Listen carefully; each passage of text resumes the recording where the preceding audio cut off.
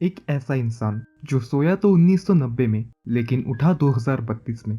नींद से जागने के बाद जब उसने पाया कि वो अब भविष्य की दुनिया में जी रहा है, तब वो इस बात को जानकर हैरान हो गया। इस बात को जानकर वो अपने आप को संभाल ही रहा था कि तभी कुछ पुलिस ऑफिसर्स आकर उसे एक खतरनाक मिशन पर भेज देते हैं। अपना हीरो, जिसे डिमोलिशन मैन कहकर बुलाया जाता है, वो आखिरकार 1990 से 2032 में कैसे पहुंच गया। हेलो दोस्तों, मेरा नाम है मिस्टर अननोन और आप देख रहे हैं आई विटनेस एक्सप्लेनर। मूवी की शुरुआत 1996 के लॉस एंजलिस शहर को दिखाते हुए होती है, जहां पर हमारी मुलाकात इस मूवी के मेन कैरेक्टर जॉन से होती है। जॉन एक पुलिस ऑफिसर है। वो क्रिमिनल्स को पकड़ने के लिए किसी भी हद तक जा सकता है। उसकी इसी आदत के चलते उसे डिमोलिशन मैन कहकर बुलाया जाता है। खैर, जॉन यहाँ पर एक कुख्यात गुंडे को पकड़ने के लिए आया था, जिसका नाम था फिनिक्स साइमन। फिनिक्स ने एक बस को हाईजैक कर 30 से 40 लोगों को बंधक बना लिया था। वो सरकार से इन्हें छोड़ने के लिए ढेर सारे पैसों की डिमांड कर रहा था। सरकार ने पैसे तो नहीं भेजे, लेकिन जॉन को इसकी वाट लगाने के लिए भेज दिया। जॉन बिल्डिंग में दाखिल होते ही फिनिक्स के आदमियों को मारकर आगे बढ़ना शुरू कर देता है। जॉन के आने की आहट सुनकर फिनिक्स फ्लोर पर फ्यूल गिरा देता है। जॉन वहां पर आते ही फिनिक्स से पूछता है कि हॉस्टेजेस कहाँ हैं? फिनिक्स कहता है, मैंने उन्हें पहले ही मार दिया है जॉन, तुमने आने में देर कर दी। इस बात को सुनकर जॉन फिनिक्स पर बंदूक तान देता है। तभी फिनिक्स जलती हुई सिगरेट फ्लोर पर फेंक कर वहां आग लगा देता है, जिस वजह से जॉन के हाथ से बंदूक गिर जाती है। लेकिन जॉन हार नहीं मानता। वो अपनी फाइटिंग स्किल्स का यूज करते हुए फिनिक्स के साथ लड़ाई करने लगता है। ये पूरी बिल्डिंग गोला बारूद और पेट्रोल की टंकियों से भरी पड़ी थी, जिस वजह से यहाँ पर आग बहुत ही तेजी से फैल रही थी। जॉन समझ जाता है कि किसी भी वक्त यहाँ पर ब्लास्ट हो सकता है, इसलिए वो फिनिक्स को अपने कंधों पर उठाकर खिड़की से बाहर छलांग लगा देता है। जब जॉन के सहकर्मी फिनिक्स को अरेस्ट कर रहे थे, तब वहां पर जॉन के सीनियर आकर जॉन से पूछते हैं, हॉस्टेजेस कहाँ हैं जॉन? जॉन कहता है, बिल्डिंग में कोई हॉस्टेजेस नहीं थे। मैंने बिल्डिंग के अंदर एंटर करने से पहले थर्मल चेक किया था, जिसमें फिनिक्स और उसके आदमी ही दिखाई दिए थे। कि तभी फिनिक्स जॉन की बात को काटते हुए झूठ बोलता है कि इसने मुझे पकड़ने के चक्कर में हॉस्टेजेस को बिल्डिंग के साथ उड़ाकर मार डाला। तभी वहां पर एक पुलिस ऑफिसर आकर फिनिक्स की बातों को सही ठहराता है, क्योंकि उन्हें वहां पर जस्ट अभी 30 लोगों की लाश मिली थी। अब इस बात को सुनकर सीनियर पुलिस ऑफिसर जॉन को 30 लोगों के मौत का जिम्मेदार मानते हुए उसके ऊपर कार्रवाई कर देता है, जिसके तहत जॉन और फिनिक्स को अगले 50 साल के लिए हाइबरनेशन स्लीप में भेजने का डिसाइड किया जाता है। जब 50 साल बीत जाएंगे, तब उनकी केस पर आखिरी सुनवाई होगी। हम देख पाते हैं कि जॉन को एक डिब्बे में डालकर अगले 50 सालों के लिए फ्रीज कर दिया जाता है। यहाँ पर सीन चेंज होता है और हम पहुंच जाते हैं 36 साल आगे 2032 के लॉस एंजलिस शहर में। लेकिन अब ये शहर पूरी तरह से बदल चुका है। अब यहाँ पर कोई भी वायलेंस नहीं होता। मारामारी तो दूर की बात, यहाँ पर अब कोई एक दूसरे को टच तक नहीं करता। इस समय में हिंसा के लिए कोई भी जगह नहीं है। इसलिए इस दौर के पुलिस वालों को बंदूक नहीं, बल्कि एक खास तरह का डंडा दिया जाता है। वो उसका इस्तेमाल करके ज्यादा से ज्यादा किसी इंसान को बेहोश कर सकते हैं। इंसानों को एक दूसरे से फिजिकल कांटेक्ट ना हो, इसलिए physical currency like notes and coins पर पाबंदी लगा दी गई है। लेकिन इस दौर के इंसान होशियार कम और बेवकूफ ज्यादा है, क्योंकि वो छोटे से छोटे कामों के लिए भी मशीन्स और रोबोट्स पर निर्भर रहते हैं। और इस सबको अंजाम दिया है डॉक्टर रेमंड नाम के एक शख्स ने। लेकिन इस समय में कुछ बागी भी है, जिन्हें स्क्रैप्स के नाम से जाना जाता है। इन्होंने सरकार के इन तकलादू नियमों को मानने से इनकार कर दिया। उन्हें वैसा ही जीना है जैसे कि इंसान पहले जिया करते थे। इसी वजह से वो शहर में छुप छुप कर रहते हैं। इन लोगों के ग्रुप लीडर का नाम एडगर फ्रेंडली है, जिसे हम आगे देखेंगे। एनीवे, आगे हम लॉस एंजलिस के पुलिस स्टेशन को देखते हैं, जहां पर हमारी मुलाकात लेनिना नाम के एक महिला पुलिस अधिकारी से होती है। इस पूरे पुलिस स्टेशन में वो अकेली एक ऐसी इंसान है जिसे अपना जॉब बोर लगता है। उसे अपने जॉब में हमेशा से ही एक तरह का थ्रिल या फिर एक्शन चाहिए था। खैर, तभी हम फिनिक्स साइमन को देखते हैं, जिसे सुनवाई के लिए लाया गया था। जेलर फिनिक्स से पूछताछ कर जानने की कोशिश कर रहा था कि क्या वो अब छोड़ने के लायक बन चुका है। लेकिन साइमन तो ठहरा कुत्ते की दुम। वो जेलर के साथ बदतमीजी करने लग जाता है। जेलर साइमन का ये रवैया देखकर गुस्सा हो जाता है कि तभी साइमन अपने आप को छुड़ाकर गार्ड्स को मारने लग जाता है। गार्ड्स को मारकर साइमन जेलर की आंख निकाल लेता है, जिसको स्कैन करके साइमन जेल से भाग जाता है। कंप्यूटर का एआई सिस्टम तुरंत लॉस एंजलिस पुलिस स्टेशन को खबर कर देता है कि जेल से एक कैदी 3 लोगों को मारकर भाग गया है। सभी यंग पुलिस वाले इस बात को जानकर डर जाते हैं, क्योंकि उन्होंने अपनी लाइफ में कभी भी मर्डर होते हुए नहीं देखा था। हम देखते हैं कि साइमन शहर में खुलेआम घूम रहा था। घूमते घूमते वो एक स्ट्रीट कंप्यूटर बूथ में आकर रुक जाता है। वो उस कंप्यूटर के आधुनिक कीबोर्ड पर जैसे ही हाथ रखता है कि उसकी उंगलियां अपने आप ही चलने लग जाती है। वो उस कंप्यूटर को ऐसे हैंडल कर रहा था जैसे कि वो किसी बच्चे का वीडियो गेम हो। अपने इस हरकत को देखकर साइमन खुद भी चौंक जाता है कि ये कैसे पॉसिबल है। तब हमें पता चलता है कि जब इन जैसे कैदियों को फ्रीज किया जाता है तब उनके दिमाग के अंदर एक खास तरह का रिहैब प्रोग्राम डाल दिया जाता है। इस रिहैब प्रोग्राम के चलते इनके अंदर खास तरह की एबिलिटीज आना शुरू हो जाती है। इसी वजह से साइमन अब इतने आसानी से आज के दौर का कंप्यूटर चला रहा था। साइमन उस कंप्यूटर की मदद से बंदूक कहाँ मिलेगी यह सर्च करने लगता है, लेकिन उसे इसके बारे में कंप्यूटर से कोई भी जानकारी नहीं मिलती। तभी वहां पर साइमन का पीछा करते हुए पुलिस आ जाती है। पुलिस वाले साइमन को सरेंडर होने के लिए कहते हैं, लेकिन मैंने कहा था ना, साइमन है ही कुत्ते की दुम। वो सभी पुलिस वालों को एक एक करके मारने लग जाता है। जैसे कि मैंने शुरुआत में कहा था, इस दौर में कोई भी हिंसा नहीं होती। इसी कारण के चलते पुलिस वालों को गुंडों से निपटने की कोई भी ट्रेनिंग नहीं मिलती। इस घटना को लॉस एंजलिस पुलिस स्टेशन से हर एक ऑफिसर लाइव देख रहा था। वो सभी लोग साइमन की इस दरिंदगी को देखकर भौचक्का कर रह जाते हैं। देखते ही देखते अनस्किल्ड पुलिस ऑफिसर साइमन से हारकर नीचे गिर जाते हैं। दूसरी तरफ हम देखते हैं कि डॉक्टर रेमंड को उसका असिस्टेंट आकर बता देता है कि जेल से एक कैदी भागकर शहर में वायलेंस फैला रहा है। इस बात को जानकर Raymond Los Angeles police station के सीनियर ऑफिसर से कांटेक्ट करता है। वो सीनियर ऑफिसर को साइमन को जल्द से जल्द पकड़ने का आदेश देकर कॉल कट कर देता है। इधर पुलिस स्टेशन में सभी लोग परेशान थे क्योंकि साइमन एक मारकाट मचाने वाला बहुत ही खतरनाक क्रिमिनल था। आज के दौर में किसी भी पुलिस वाले को ऐसी सिचुएशन से निपटने की ट्रेनिंग नहीं मिली थी। वो सब इस परेशानी का हल सोच ही रहे थे कि तभी वहां पर ज़ेकरी लैम्ब आ जाते हैं। ज़ेकरी एक ऐसा इंसान है जो इन सब में सबसे पुराना पुलिस वाला है। लेनिना ज़ेकरी से पूछती है कि 20वीं सदी में ये पागल साइमन आखिरकार पकड़ा कैसे गया था। तब ज़ेकरी बताते हैं, साइमन उस दौर में भी एक खतरनाक मुजरिम ही था। कोई भी उसे पकड़ नहीं पाता था, लेकिन जॉन स्पार्टन नाम के एक मेरे साथी पुलिस ऑफिसर ने उसे पकड़कर सलाखों के पीछे डाल दिया था। जॉन स्पार्टन एक ऐसा इंसान है जो गुनहगार को पकड़ने के लिए किसी भी हद तक जा सकता था और इसी के चलते उसे उस जमाने में डिमोलिएशन मैन कहकर बुलाया जाता था।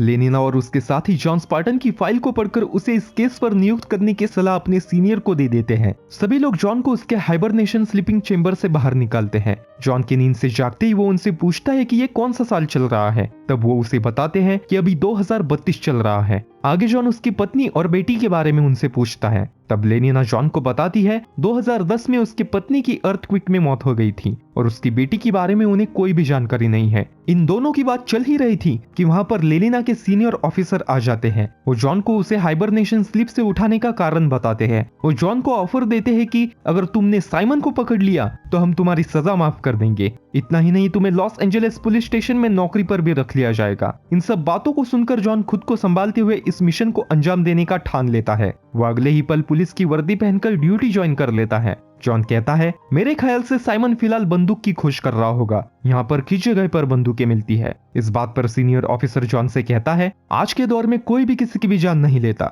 ना तो कोई क्रिमिनल्स और ना ही कोई पुलिस वाले। इस वजह से आज के दौर में बंदूक खरीदना तो दूर की बात, उसे तैयार तक नहीं किया जाता। आज के समय में बंदूक देखनी भी है तो वो सिर्फ दिखेंगी एक म्यूजियम में। इस बात को सुनकर जॉन समझ जाता है कि साइमन अभी वहीं पर गया हुआ होगा, इसलिए वो लेनिना के साथ लॉस एंजलिस म्यूजियम में जाने के लिए निकल पड़ता है। वहीं दूसरी तरफ हम देखते हैं कि साइमन म्यूजियम में पहुंचकर वहां के कर्मचारियों के साथ मारपीट करना शुरू कर देता है। साइमन वहां से बंदूक लेकर निकलने ही वाला था कि वहां जॉन आ जाता है। जॉन को देखकर साइमन उसके ऊपर फायरिंग करने लग जाता है। जॉन भी अपनी जान बचाते हुए साइमन के ऊपर फायरिंग करना शुरू कर देता है। इसके बाद हम इन दोनों को एक अच्छे से हैंड टू हैंड फाइट करते हुए देख पाते हैं। साइमन किसी तरह से बचकर वहां से भागने में कामयाब हो जाता है। बाहर आते ही साइमन की मुलाकात डॉक्टर रेमंड से होती है। साइमन डॉक्टर रेमंड के ऊपर बंदूक तानकर उसे धमकाने की कोशिश करता है, लेकिन तभी डॉक्टर रेमंड उसे कहते हैं, तुम मुझे नहीं मार पाओगे। क्या तुमने कभी सोचा है कि इतनी एडवांस सिक्योरिटी होने के बावजूद भी तुम इतनी आसानी से कैसे भाग पाए? इसके पीछे मैं था साइमन। मैं ही वो इंसान हूँ जिसने तुम्हारा रिहैब प्रोग्राम बेहतर बनाया।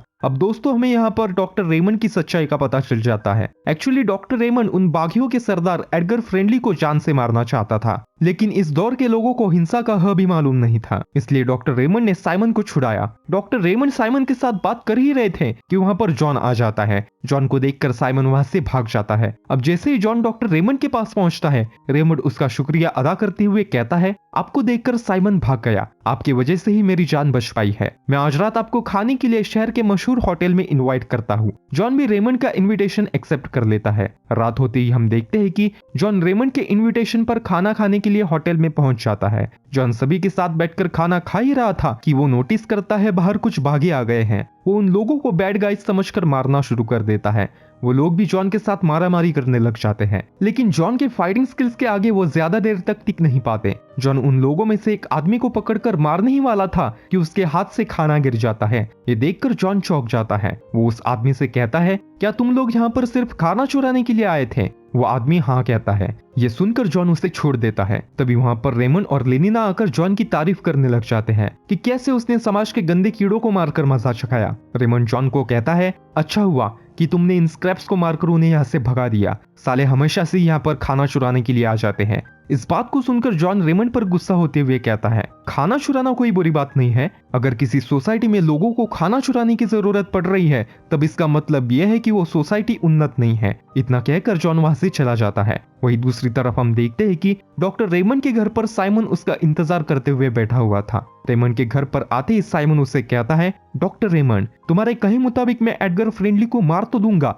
लेकिन इस काम को अंजाम देने के लिए मुझे कुछ आदमियों की जरूरत पड़ेगी जो कि फिलहाल जेल में फ्रीज्ड है। मैं चाहता हूँ कि तुम उन्हें भी बाहर निकालो। डॉक्टर रेमंड साइमन की बात मानने के लिए राजी हो जाते हैं। यहाँ पर सीन चेंज होता है और हम देखते हैं कि जॉन लेनिना के अपार्टमेंट में रहने के लिए आया हुआ था। जॉन एक कमरे में बैठकर म्यूजियम के आसपास के सीसीटीवी फुटेजेस चेक करते हुए एक स्वेटर को बुनना शुरू कर देता है कि तभी उसे स्क्रीन पर डॉक्टर रेमंड हंसते हुए साइमन से बात करते हुए दिख जाता है। ये देखकर जॉन का माथा ठनक जाता है। वो सुबह होने पर लेनिना को उसने रात में बनाया हुआ स्वेटर गिफ्ट कर देता है। वो लेनिना से कहता है, मैंने आज तक अपने हाथ में कभी सुई धागा तक नहीं पकड़ा, लेकिन कल रात न जाने मैंने कैसे तुम्हारे बारे में सोचते हुए ये पूरा स्वेटर ही बना दिया। ये कैसे पॉसिबल है? तब लेनिना उसे बताती है कि जब तुम्हें फ्रीज किया गया था तब तुम्हारे दिमाग के अंदर एक दर्जी के कला का रिहैब प्रोग्राम डाल दिया गया था, जिस वजह से तुम इतनी आसानी से ये स्वेटर बुन पाए। ये सुनकर जॉन कहता है कि ये रिहैब प्रोग्राम कौन डिजाइन करता है? लेनिना जॉन के इस सवाल पर डॉक्टर रेमंड का नाम ले लेती है। इस बात को सुनकर जॉन को तभी लिंक लग जाती है कि कैसे साइमन सभी कंप्यूटर्स और आज की टेक्नोलॉजी को इतनी आसानी से हैंडल कर पाता है। उसे समझने में देर नहीं लगती कि साइमन को छुड़ाने के पीछे डॉक्टर रेमंड का ही हाथ है।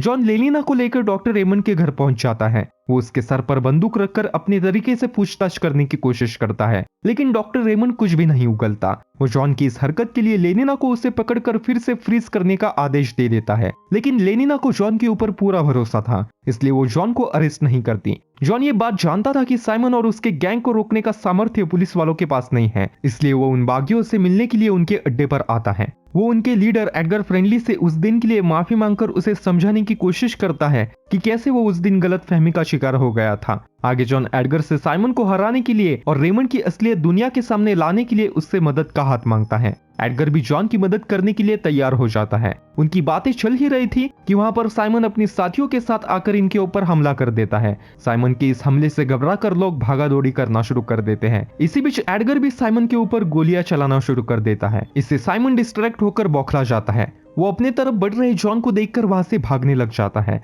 जॉन भी एक पुरानी गाड़ी को लेकर साइमन का पीछा करने लग जाता है। कुछ देर तक पीछा करने के बाद जॉन गाड़ी का कंट्रोल लेनिना को देखकर खुद गाड़ी की छत पर चढ़ जाता है। जॉन कूदकर साइमन के गाड़ी पर पहुंच जाता है। वो चलती गाड़ी में साइमन के साथ मारामारी करने लग जाता है। उनकी इसी छटपटाहट के चलते साइमन गाड़ी से नीचे गिर जाता है और गाड़ी आउट ऑफ कंट्रोल होकर एक जगह आकर टकरा जाती है। जॉन को इस एक्सीडेंट में कोई भी हानि नहीं पहुंचती, क्योंकि एक्सीडेंट होती ही कार अपने आप ही सॉफ्ट फॉर्म में कन्वर्ट हो जाती है। गाड़ी से निकलते ही जॉन देखता है कि रेमंड के कहने पर कुछ पुलिस ऑफिसर्स अब उसे गिरफ्तार करने के लिए आए हुए थे, लेकिन जॉन पुलिस वालों को उनके साथ आने से मना कर देता है। तभी वहां पर एडगर फ्रेंडली अपने साथियों के साथ जॉन का साथ देने के लिए आ जाता है। एडगर को देखकर जॉन खुश हो जाता है। वो सब मिलकर रेमंड के घर जाने के लिए निकल पड़ते हैं। वही दूसरी तरफ हम देखते हैं कि साइमन अपने साथियों के साथ छुपने के लिए रेमंड के घर पर पहुंच गया था, लेकिन जैसा कि मैंने पहले कहा था, साइमन है ही कुत्ते की दुम। डिफरेंसेस ऑफ ओपिनियन के चलते साइमन रेमंड को भी गोली मारकर उसकी जान ले लेता है। जॉन साइमन के खोज में रेमंड के घर पहुंच जाता है, जहां पर उसका सामना साइमन के आदमियों से होता है। जॉन सभी को मारकर ढेर कर देता है। घर के अंदर पहुंचते ही लेनिना कंप्यूटर को देखकर जॉन को बता देती है कि साइमन यहाँ पर नहीं है। वो जेल से अपने साथियों को कैद से छुड़ाने की कोशिश कर रहा है। वो कम से कम 80 कैदियों को पिघला रहा है। ये सुनकर जॉन लेनिना की सेफ्टी ध्यान में रखते हुए उसे यहीं पर बेहोश कर देता है और खुद अकेला ही साइमन का सामना करने के लिए निकल पड़ता है। जेल में पहुंचकर जॉन साइमन के साथ घमासान लड़ाई करता है, लेकिन इस बार साइमन भी हार मानने वाला नहीं था। रिहैब प्रोग्राम की वजह से वो पहले के मुकाबले और भी ज्यादा ताकतवर बन गया था, इसलिए जॉन उसे मारने के लिए दिमाग लगाता है। वो वहीं पर पड़े एक डिवाइस को हाथ में लेकर जमीन पर मारता है। ये डिवाइस किसी भी चीज को जमाने का काम करता था, इसलिए जॉन के ऐसा करते ही साइमन बर्फ में तब्दील हो जाता है। इस बात का फायदा उठाकर जॉन साइमन की खोपड़ी तोड़ देता है। आगे हम देखते हैं कि सीनियर पुलिस ऑफिसर जॉन के इस काम को ध्यान में रखते हुए उसकी बची हुई सजा माफ कर देते हैं और साथ ही साथ उसे पुलिस की परमानेंट नौकरी भी दे देते हैं। अब एडगर फ्रेंडली का दुश्मन रेमंड भी इस दुनिया में नहीं था, इसलिए वो और उसके सभी साथी भी खुश थे। जॉन अब हमेशा हमेशा के लिए लेनिना के साथ ही रहने वाला था, इसलिए लेनिना भी खुश थी। बस इसी हैप्पी एंडिंग के साथ ये फिल्म यहीं पर एंड हो जाती है।